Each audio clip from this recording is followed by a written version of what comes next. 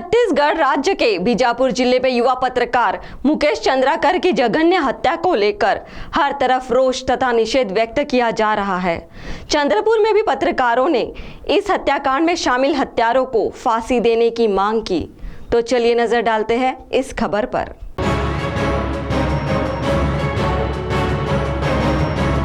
छत्तीसगढ़ राज्य के बीजापुर जिले में मुकेश चंद्राकर इस पत्रकार की बहुत ही बेरहमी से हत्या कर दी गई और जब उनके शव का पोस्टमार्टम किया गया तो उनके शरीर पर कई गहरे जख्म मिले।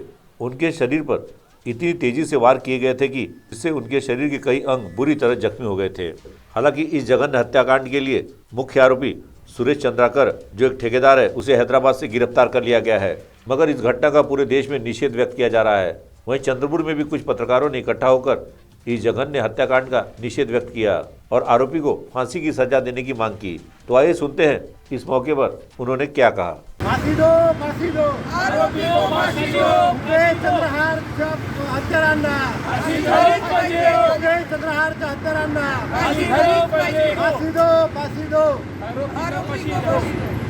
क्या हो गया? छत्तीसगढ़च्या बस्तर जिल्ह्यातील मुकेश चंद्र नामक NDTVच्या पत्रकाराला जे आहे ठार मारण्यात आलं, त्याची निर्घृण हत्या करण्यात आली। कारण त्यांनी एका ठेकेदाराचा 120 कोटी रुपयाचा भ्रष्टाचार बाहेर काढला। खरं तर एवढ्या मोठ्या म्हणजे चांगल्या युवा पत्रकारांची अशा प्रकारची जी हत्या व्हावी आणि बस्तर जिल्ह्यामध्ये आदिवासी बहुल जिल्ह्यामध्ये NDTV सारख्या मोठ्या नॅशनल चॅनलमध्ये काम करत छत्तीसगढ़च्या बस्तर जिल्ह्यातील मुकेश चंद्र नामक NDTVच्या पत्रकाराला जे आहे ठार मारण्यात आलं, त्याची निर्घृण हत्या करण्यात आली। कारण त्यांनी एका ठेकेदाराचा 120 कोटी रुपयाचा भ्रष्टाचार बाहेर काढला।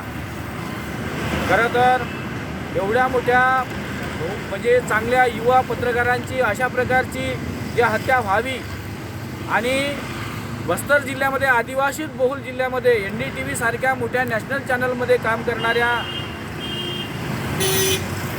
पत्रकाराला जो खऱ्या अर्थानं म्हणजे तळागाळामध्ये पत्रकारिता करत होता त्याला त्याची निर्घृण हत्या करण्यात आलेली आहे। त्या गोष्टीचा आम्ही निषेध करतो आणि ज्या व्यक्तींनी ती निर्घृण हत्या केलेली आहे त्याला फाशीची शिक्षा झालीच पाहिजे आणि तिथल्या ज्या प्रशासनाने जे आहे तात्काळ ज्या सर्व जे आरोपी आहे त्याला जे साथ देणाऱ्या सर्व आरोपीला सुद्धा बेड्या ठोकल्या पाहिजे आणि ते फाशी शिक्षा झाली पाहिजे अशी आमच्या चंद्रपूर जिल्ह्यातील तमाम पत्रकारांची जी मागणी आहे।